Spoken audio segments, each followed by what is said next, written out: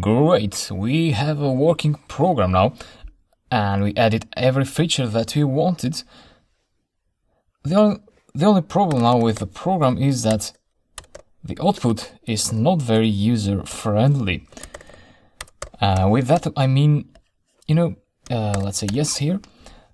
So this is the output, and you get a list here. So it's a Python list. What we want to do instead is we want to show each of these lines in one separate line in the terminal, so that output will be more readable to the human eye. And let's go ahead and do that. So how can we implement such a thing? So this output now is a list object, which means that the call here, the function call, this produces this list object. And so what can we do is we could maybe iterate through this list object. Something like we can store the list object in a variable, so output will be assigned this list. And then what you can do is you can say for item in the list, in the output list, print out the item. Let's save this and try out. We're going to have an issue here, but one step at a time. Enter y, yes, y. And so this is what I wanted to have.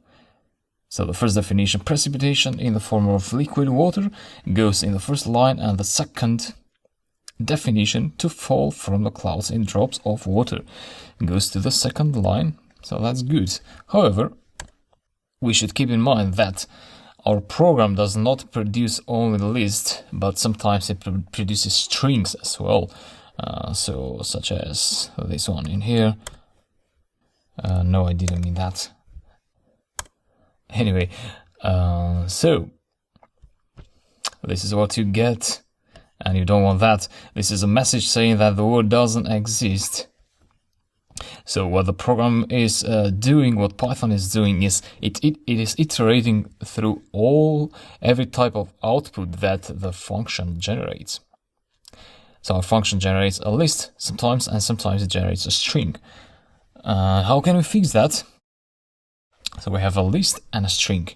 Let's think of a difference. How can we discriminate a list from a string?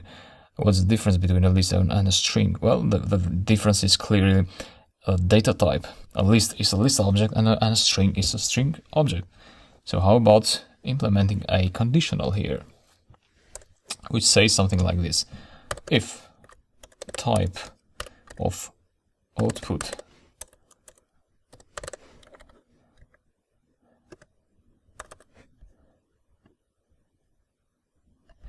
is a list, then indent this with 4 spaces and that one as well. So this loop now is nested inside the conditional and will be executed only when this evaluates to true. So only when we have when we get returned a list from the program. So else, if it's not a list, it has to be a string. So in that case, we want to print out the output without iterating through it. So let me check.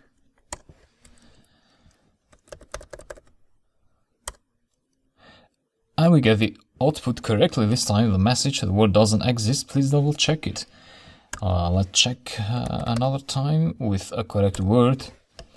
And we get the correct definitions in there. Let's try another word. Mathematics. And this time the mathematics word has only one definition, so we get that definition printed out in here. So it's a science. Let's try the other scenario as well. Rain. Did you mean array instead? No. The word doesn't exist. Please double check it. So we got this line here executed. So yeah, this is the complete code. And I think we can consider our program complete now. So that's what I thought of adding to the program.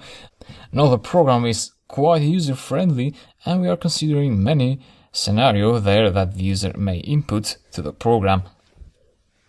However, the interface is still a command line interface, so it's not a desktop graphical program and it's not a web application.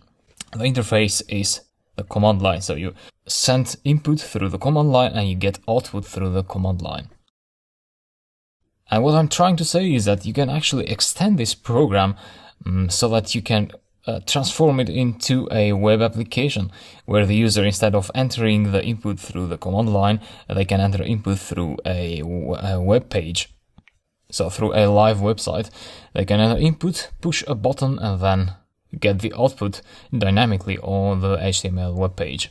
So that is possible with Python, but you're still not ready to do that because we have quite a few more sections to go. We have some applications where I'll teach you how to develop web applications with Python. And after that, you can go back to this code and extend it and create a web interface. And also you'll be able to create a desktop graphical user interface with the knowledge that you'll gain through these sections, because we're also covering graphical user interfaces in the course. And also we are also covering databases. So why I'm mentioning databases? Well, because in this program we're using this file where to store our dataset. The problem with this is that if this gets too big, for now this is just 5 megabytes, oh that's good, but if the file gets too big, then you need to load the file in Python every time you execute the script. Like here, we are loading the file into the Python session when you execute the script. Now if the file is too big, that will be very costly in terms of time. So what you want to do instead, you want to use a database, maybe. With a database, what happens is that you make a query to the database, and instead of getting the entire dataset, you actually get only that row or that value which you queried for. So databases are very efficient, and we'll cover databases later in the course. And so after a few sections, I'll get back to this program. I'll give it to you as an exercise so that you can extend it by creating an interface, a graphical interface for that, or a web interface, and also I'll give you access to a database where you can query data for this program so that it becomes a real robust with a very friendly user interface.